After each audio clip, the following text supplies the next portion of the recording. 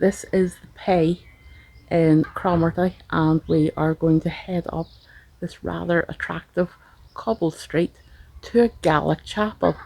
Now, we're in the north of the Black Isle, so why would there be a Gaelic Chapel here? We're about to tell you. Welcome to Exploring Scotland's History.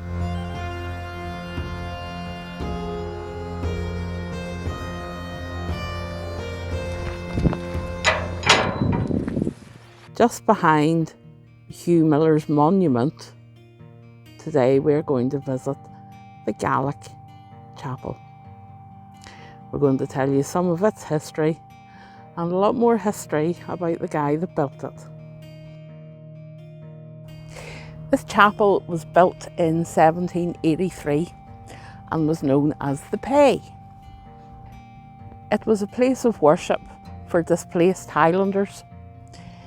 They had been pushed out of their homes and their language for generations had been Gaelic.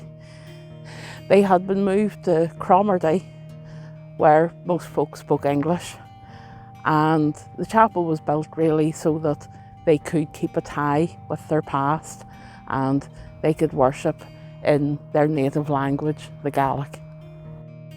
The chapel must have been some comfort to the Highlanders, a home away from home. George Ross built the chapel in 1783. He had previously acquired Cromarty estate, about 20 years previous, and in those 20 years he had been quite industrious, i.e. he had built lots of factories for his workers. He had built a hemp factory, a rope factory and a brewery. He was also responsible for building the courthouse. I'll put some shots of it up now. And he built himself a nice mansion called Cromarty House, of course. But who was this man and where did he amass such wealth?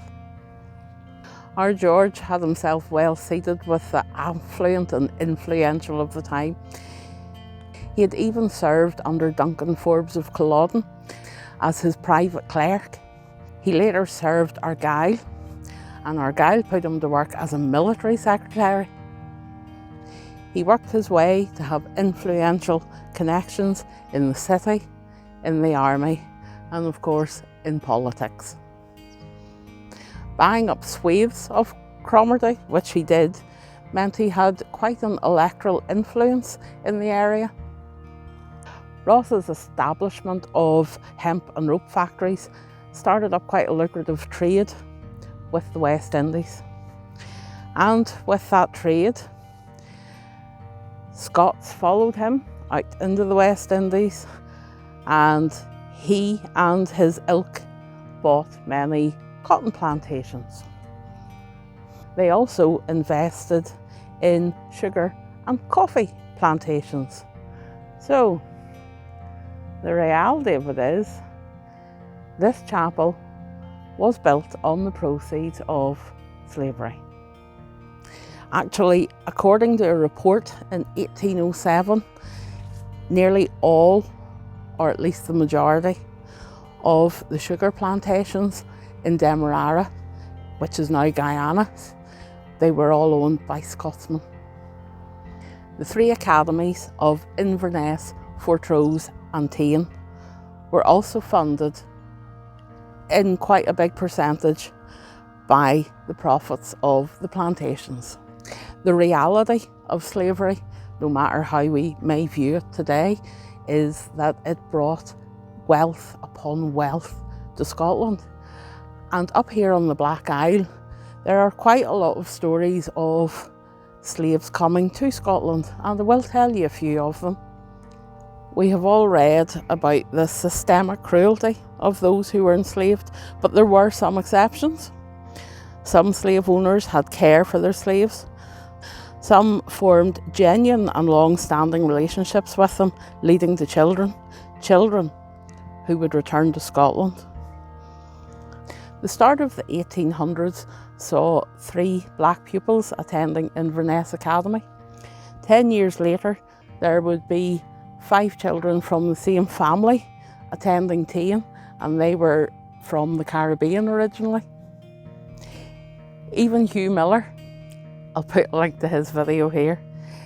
He had a guy from the West Indies sitting beside him at school, one of those very small sections of time when he actually attended school. He referred to him in his autobiography as a mulatto, which is a derogatory term for someone of mixed race. He said he was quite a scoundrel. He used to defend himself with a knife, and he was quite feral.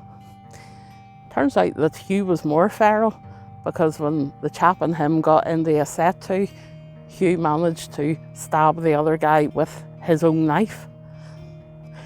Researching some of the large charitable donations made around this time in history, I think often they are tainted.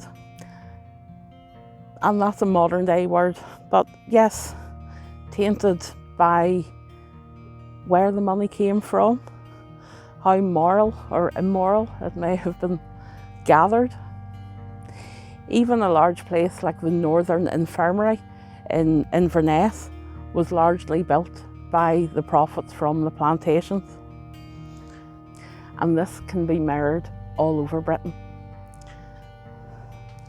As an aside, Martin has had me out from before 9 o'clock this morning, and it's now nearly 3 o'clock, and I haven't had any sustenance, but I see raspberries, fresh raspberries. That's actually really sweet.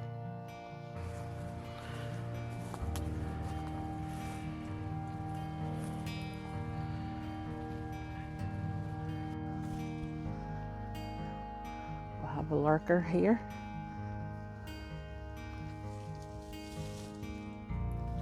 I don't know whether I'll be able to film. It may be too dark, but there appears to be a hippie in here. This is pitch black, but my phone is making it look... Oh, wow.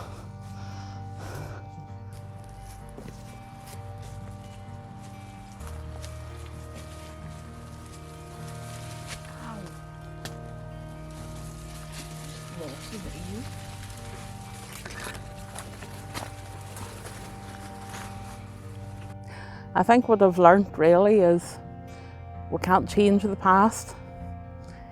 I don't really think it's sensible to hide the past, but perhaps if we don't hide it, we can maybe learn from it. If you enjoyed the video, please like, subscribe and leave a comment. It really helps the channel grow. Can I take this opportunity to thank everyone who has bought me a coffee on my coffee page. I'll put a link below the video. Until next time, thank you for watching.